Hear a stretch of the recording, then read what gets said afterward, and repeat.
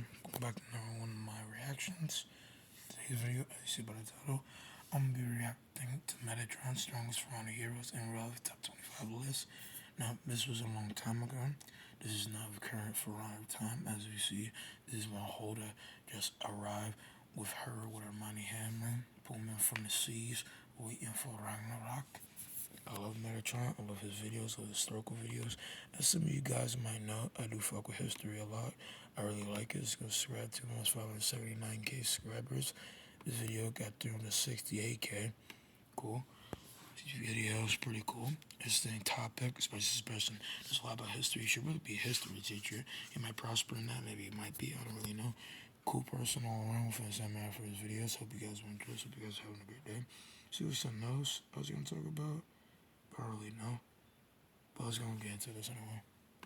Hey noble ones, thank you so much for stopping by. I already made this video exactly 1 year ago. Back then there were 18 heroes, so now we've got 25. It's about time. In this video we will make a list of all the For Honor heroes from the weakest to the strongest if they were to fight in real life. So this list won't be based on in-game mechanics, but it will be based on the evaluation of their gear, thus armor and weapon, but also fighting style and individual strength and dexterity as it is from each character in their basic gear. If I had to consider all possible drops or advanced gear, this video would be exactly 26 months long. The basic logic of this list is that a hero He's better at this than this, I don't want to talk about it. And a lot of the points that he talks about has already been made, and my point would be the same case of matter, and I agree with everything he's talked about on this list. The entire set of the list, I agree solidly on. Because I was starting the characters from a realistic standpoint, they would be in this time point of the characters in comparison. Who's in charge of a hatchet as a main weapon and a thick reverse knife as a secondary, held in the ice pick whip? Well, already dual wielders will be penalized on this list because dual wielding is a very hard skill to acquire, which only brings some benefits in a duel. It is a suicidal idea on a battlefield where arrows will be coming your way. Also, have weapons of choice are both short, which puts her at a further range disadvantage with basically all other heroes. Plus she's short, so multiply that exponentially. In the armor department, the shaman defensive gear is almost non-existent. Her head is not protected, she has no armor on her hands, and she only has some sort of leather lower cannons protecting her forearms, and what seems to be a thick leather overcoat, which actually is completely open in the center, leaving her heart and core completely exposed. She does have a small buckler hanging on her back, which seems to be made of metal, but she Go forward the hair though. against the next hero because of her less range and less strength. I could talk about historical stuff, and I do plan to. I got some heat coming up, don't get on me. See when my boy Highlander is super low, but it makes sense. Being online Buddhist monks are not found on the battlefield, and with warrior monks it will not have this feel on the battlefield. If he had better setup of armor within same for him fighting, then he could be a more practitioner fighter, but wouldn't be best in every gear, but maybe he could get under a force spot for a low point of characters. On a real battlefield against armored and better geared warriors. He would have higher range and strength versus Shaman and has some range advantage versus next hero, but if we are to believe the game, the next hero is stronger and has a more vicious weapon. 23.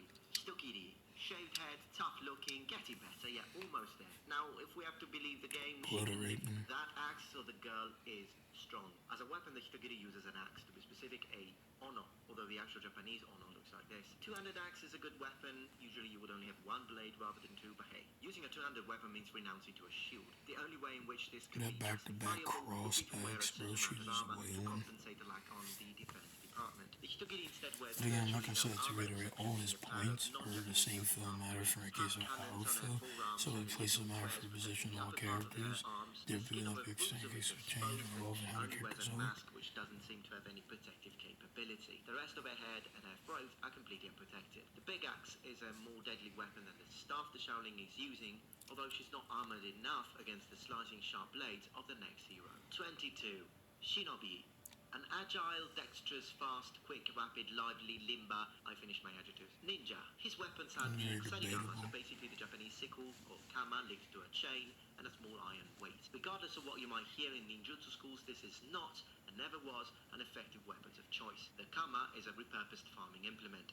It's an improper weapon, not a battlefield specifically designed weapon. It's very difficult to wield and was not used by feudal Japanese professional troops, and considering the amount of war and battles that the Japanese had during the Sengoku period, that should tell you something. The Shinobi is lightly armored. His head is only covered by the typical fictional ninja mask, but no metal protection to his helmet. The camera was now studio on He my has bed. armored shoulders and arms, wooden armor, And this is iPad camera right in my and some front. sort of thick This is leather the view top for covering his upper torso, leaving his lower torso exposed, while his right leg is protected by a wooden knee protector and greave. An odd choice, since his fighting style is mostly left foot forward. His sharp weapons would be effective against the unarmored previous heroes, but his advantage is only slight.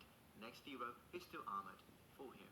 Number 21, Nuxia. If you ask me, not physically imposing, just another paper-cut survivor. As a weapon, she wields two hook swords, which in Chinese are pronounced go. Not that you needed to know that, but I just like giving this sort of information. I'm very doubtful of the real usefulness of these swords. They surely require a lot more training than usual swords to be wielded effectively, and historically, they don't seem to have had any military application. They appear in none of the official listings of Chinese armaments, and believe me, I checked. Her upper body is mostly protected by some sort of leather armor, although it covers her relatively well. Her lack of any head protection, together with the fact that her lower body lacks any protection, still leaves her quite vulnerable to enemy attacks. She can use her armor to get closer and still resist against the Shinobi, and then use her blades to cut through the lightly armored hero. Still, her exposed head and lack of strength would give her a disadvantage against the next hero, also because her armor seems to be light and not particularly protective. Number 20, the Berserker.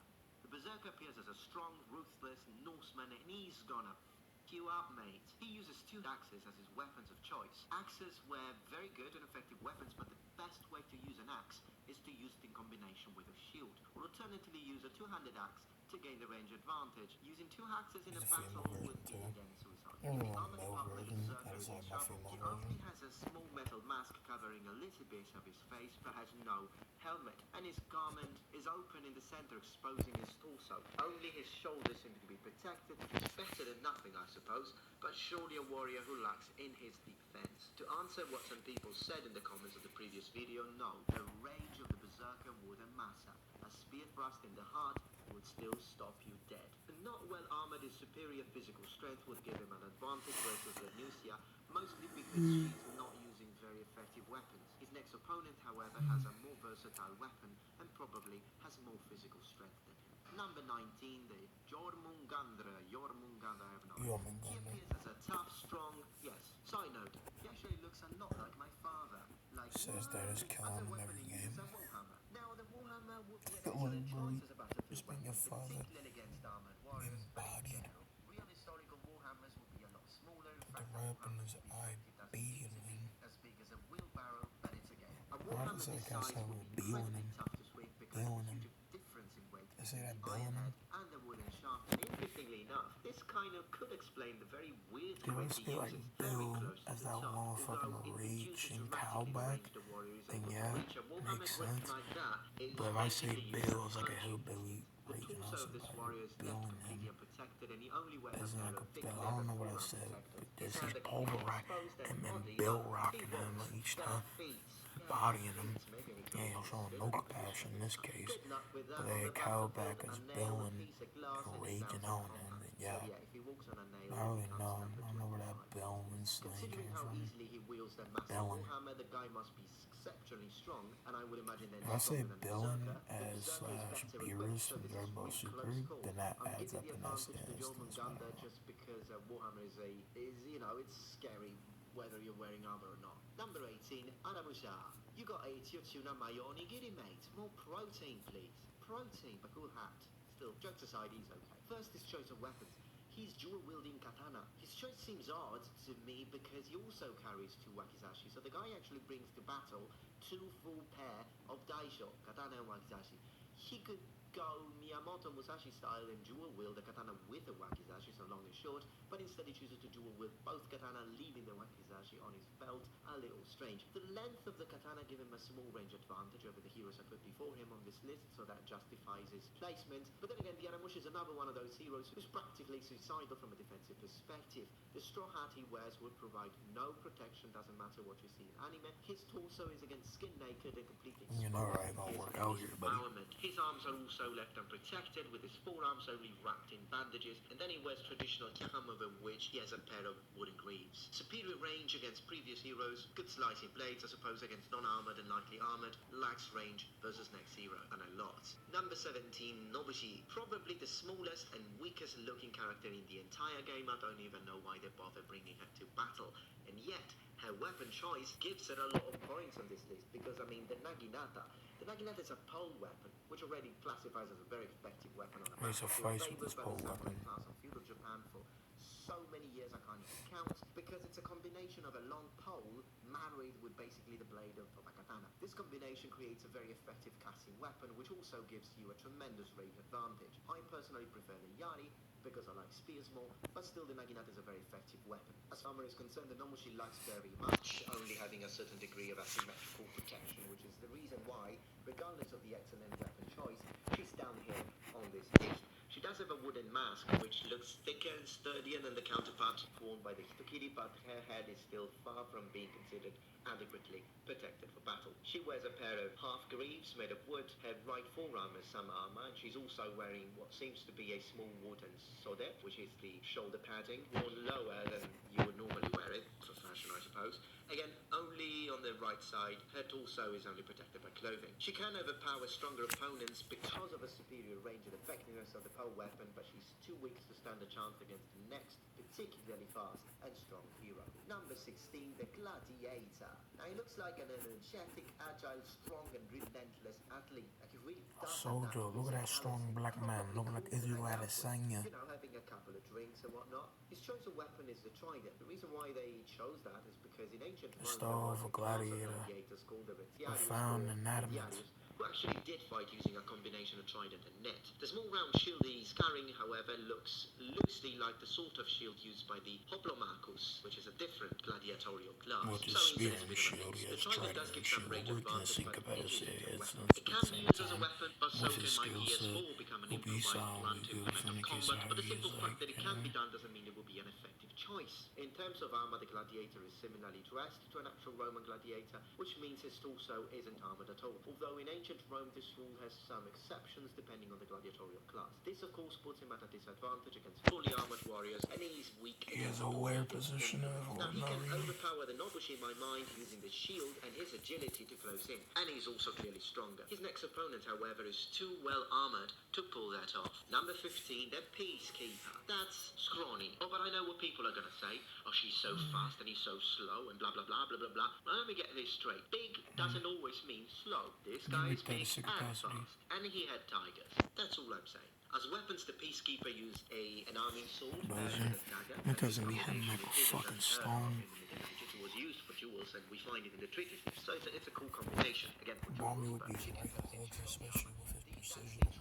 Crack. the good quality armor she's wearing. It was like She's ball wearing a rolling great in the helm. ring, I bro. hate the hood over it, but that's just me. Cause you Her cannot entire stop the body is decision covered to in what pound seems and to be power, some bro. sort of He coat hit of like a lace, fucking possibly over mail, bulldog, few bro. pieces of iron plate armor. She's also And he wearing hit you, plate bro. armor It seemed like greaves. Not the best Mjolnir possible bombed protection, you in but the definitely face. better than nothing. Next hero is better though, because he's better armed and has more range. You can take it. My Number bad, my 14, chopper up full screen. the General appears as a well-equipped The old Saint man. of His War. age will be taken in consideration for this list. He still isn't an ordinary old man. I understand that. This guy is a battle-hardened veteran who has decades of experience of real-life to death combat, but he still is an old man. Anonymous His Sage of strength, War. agility surely aren't what they used to be. I'm aware it is possible to use a younger version of it in game, and if that were the case, it would score a couple of tiers higher on this list. But we are only considering basic gear, and his younger self is considered as a piece of gear. His weapon is Guandao, and which is the Chinese pole weapon, the Japanese copy, but the Naginata. And the general is also very well armored. So the weapon is good, the armor is good. He's wearing a full suit of Education iron again from armor. this. The only downside to his equipment is the lack of any helmet in the basic set. I said Body Gondo armor is can more sustain cool slashes from and blades, still sleek too and old cool. to face someone as Does a lot strong more as the next damage. I hero. feel like Number having that 13, to the be Warlords. besides Strong, maybe more tough, practical, I don't know beer-drinking, super much, but battle-hardened you Norse guys say warrior. man for the weapon. His They're choice of cool in weapon the is a case of sword Mara for paired how with they a fight Norse and round stuff. 6 shield. The sword and shield combination is a nice combination of defense and attack, which makes a warrior tougher to beat if faced with a sword only or with two swords. It's a good combo versus unarmored enemies or against enemies who don't have a shield, but it will give you a disadvantage against fully armored warriors. as the sword is not a good weapon to use against metal armor in general. In terms of armor, the warlord is mostly wearing head leather armor and shoulders. His arms are protected with mail, and his apron also has some mail, but for some reason he doesn't use mail for the rest of his body, at least in his basic forms. Maybe he couldn't afford it. He doesn't have the best degree of protection, but light armor paired with a shield and a metal helmet is reasonably good. Although the sword is not a very good weapon to use against armored opponents, he's a lot stronger and fitter than the old general, as we said. But again, the general has no helmet, this guy has got a helmet and a shield, and he's a lot bigger. The warlord loses against the next hero because he's huge and well-armed. Number 12, the Raider. The Raider is a huge, muscular, giant Norse warrior. I wouldn't want to face him in battle. No, and neither would you. Okay. No, you wouldn't. No.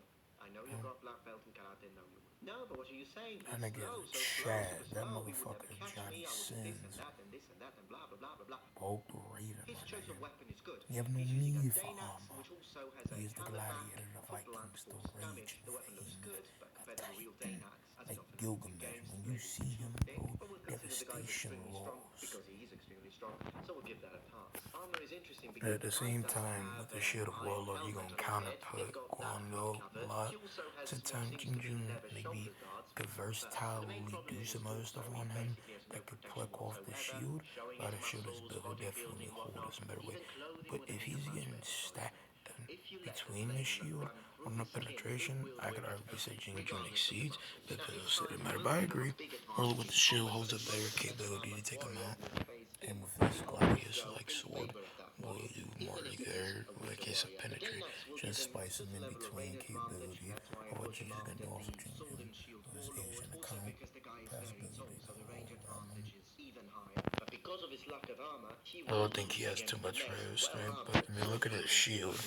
There's a possibility he could sew through that, but it depends on how it matter.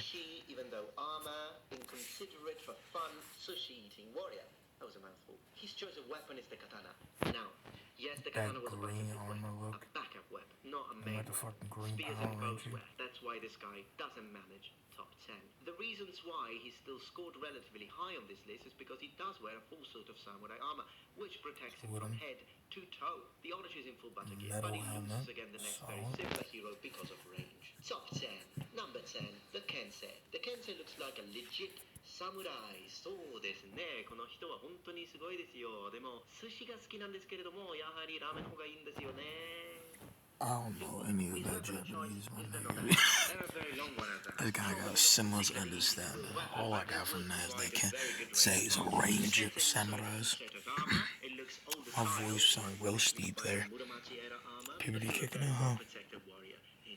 So because of the fact that he's wearing full armor, and because of the fact he's got a range advantage over the Orochi, I'm giving him an advantage. Also, the Kensei is clearly physically stronger than the Orochi. He loses against the next hero because he loses the range advantage, because of the size of the next hero, who is also, by the way, wielding an anti-armor weapon. Number 9, Sugoki. The Sugoki appears as a huge, strong, and fat, and he is fat. I don't care, he's your main. The guy is strong and fat. Warrior with husky beast, though. Fat, probably trained in a similar manner to the Japanese sumotori. He'll ragdoll you, but since we're talking overarching pace and battle, he's not gonna do super good, but he'll definitely be more useful in the combination of defense, personal characters, and can bull rush enemies, stomp them out of commission, not countable. He's gonna be sledging, my nigga. It is a bit unwieldy, but it does have a real punch to it. Now, that's a football player on the court. In this case, we have planks of thick wood fastened in overlapping rows. Wooden armor. He's just a bully. And guess what? I actually made it. Elephant. Colossal beast. Look at him. That's a big nigga right there. Whatever. His hands and right forearm are also partially he big, bro. He wears a thick mask, probably the most protective in game, but the rest of his head and throat are still unprotected, so not optimal. Of course, he can use his incredible strength to match or outmatch previous heroes, and has much better coverage in terms of armor, uses the kanabo to smash their shields and helmets, and can nullify the range advantage even of some pole weapon wielders because he is massive and the kanabo is big too. Loses against the next hero because he also has a similar armor, maybe even better, and a slight range advantage. Number 8, the Highlander. Only one will survive. He only has a better speaking ability, plausibly, but at the same time, there's argument with Sugoki holding up better save by restoring and could easily penetrate for the armor and he'll get bodied, depending on the case. Okay, so you poke, it's a set of a combo. The people who do that a lot are in Untitled Highlander. Also has scale torso protection made probably of boiled leather, good shoulder protection and some limb protection too. He can use his range. I'll be running that like Hellboy, the Irish Claymore. Which, in case of some Highlanders, gonna have the same matter of being Irish, but Scottish Devastator. But it's a time split. Representative of Roman provincials. Highly motivated, a bit nasty, blunt, quite aggressive, overachiever, also probably bullying everyone in school. Anyways, guy's a pro. His weapon of choice is the Roman Gladiator, but of course, specifically his version is a bit in between a Mainz and a Pompey Gladiator. The weapon choice would be good if it was paired with a scutum, so the Roman shield, which is how this weapon was supposed to be used as a set. In terms of ranges, severed penetration, deep cuts. 7, the armor made. He's He go rust on that sword though. Goddamn, I need to be cleansed. And his head. Also, his arm protected. Strength. Like he'll hold a better arm set in case for how big his sword is. Range. And also say man for strength to blitz him. Doesn't seem to bother him. All this armor would probably allow him to try and get closer to him. If we actually play with a kick and come make some combination, then that would actually proceed to be inaccurate. Unfortunately, his lack of a shield and range don't allow him to score higher on this. But I mean, depends. Like you can actually Highlander in my mind because the way because he can take kicks a sword is the most telegraphed and slow also realistic in game, whenever he punches someone, he stuns them no matter the size. So this guy knows how to throw a punch. If he also had a shield, he would have scored higher on the list for losers against the next opponent. Number 6, D&D. Sharp, that's the word for this guy. Guy is sharp. Sharper than his sword. His weapon choice is inspired on the Chinese Dao, the Chinese traditional single-edged sword. His switches between one-handed and two-handed usage, although predominantly his guards involve one-handed grip. His sword specifically looks like a good chopper, a good weapon to use against unarmored opponents or lightly armored enemies. The TND is very well armored, his body being covered in what seems to be iron armor, inspired on Chinese armor. The helmet leaves the face exposed, so it's not the most protective, for example some of the knight's helmets, but it grants better vision, better ability to breathe, so there are pros and cons with the specific design. He can beat the Centurion because they both lack a shield, but the TND is more covered in armor than the Centurion is, and his sword is a bit longer, giving him a slight range advantage. He loses against the next hero because of her excellent choice of weapon combined with a shield he lacks. Top 5. Number 5. Valkyrie. Out of all the women in this game, I think the Valkyrie looks like the strongest. That's a strong woman. That's a roundy Rousey right there. She looks like a bodybuilder a little bit, and I think she's moody, mate. Very moody. Don't upset what I even say? She's like a Ronda Rousey. That's a rowdy Ronda Rousey. That's a Rousey. Like it sounded weird as hell. Cause look at her. That's a strong built ass woman. She'll rip your fucking tongue off and she'll lick her fucking ass with it. She will disrespect you. She will violate you if you disrespect her. That sounded weird, but she will pulverize you. She'll rip your fucking balls off, clog it in your mouth, put her foot up your ass, make you look like a puppet. Hey, she's a She-Hulk. That's a very rowdy Rousey. That's a Ronda Rousey in position. The weapon gives her some range advantage, while the shield, although small, can close some lines of defense as she performs her attacks. In terms of armor, she wears a masked metal full helmet which provides reasonable protection. Her shoulders and upper body are protected by some leather armor, and all clean blades and a cleaner shield. Even though these 3 openers can be bad depending on her state map for defense. But still much better than going but it's a cool practical shield, not the little shield. She like that can curve still and penetration with the spear. That's what the spear was built for. Battlefield to pierce and aim at unarmored spots and use her shielding combination to close lines. Never underestimate the effectiveness of spear and shield combination in combat. She loses against the next hero because too well armored to pull that one off. Number 4, Vortiger. The Black Briar looks like a badass trained Assassin's Creed wannabe knight. And after saying all that, I need a drink. Like a Muslim knight, no racial. An arming sword paired with a big kite shield. Bringing a big shield on a battlefield is an excellent choice. Now the Vortiger is quite well armored, more on that later. And when you are that well armored, a shield becomes an option rather than a necessity. Still, the shield he's wielding is going to close in lines of defense much better than any weapon could. His sword tapers towards the tip, and it has a pointy point, suggesting that it is intended to be used also as a thruster. So though warhammers and maces would outperform the sword against armored opponents, on the flip side, his sword and shield combo would do very well against lightly armored or unarmored enemies. In his basic set, the Vortiger is armored with a full suit of mail covered with textile, and his limbs and shoulders are covered in full plate armor. His excellent armor together with his shield is what got him up to number 4, but unfortunately his lack of a helmet doesn't allow me to score him any higher. I do know he does have a helmet as an option for further sets, but we are just reviewing basic sets, so even if with a full helmet he could have easily scored number 2, I have to be fair, and even if he's my favorite and my main, I have to be consistent with the criteria of this list. He wins over the Valkyrie because she can only pierce him in the head. All the rest of his body is too well armored, and he can close that line of defense with his massive shield while closing in to finish her off. Loses against the next hero because both being very well armored, the next hero also has the advantage of a full helmet. Number 3, the Conqueror. Looks a bit like a mix between a knight and a transformer. I'm surprised you don't put him lower than Black Prior. Dodgy, nasty, naughty. What about chivalry, you say? Chivalry? He definitely well on you, but I don't see how he exceeds Black Prior necessarily. Like within the same matter for armor, considerably maybe, but I don't know. That's a very mixed placing on maybe. He has some points with this one. Flail was a very exotic weapon which features only rarely on Period Art and always has a two-handed weapon.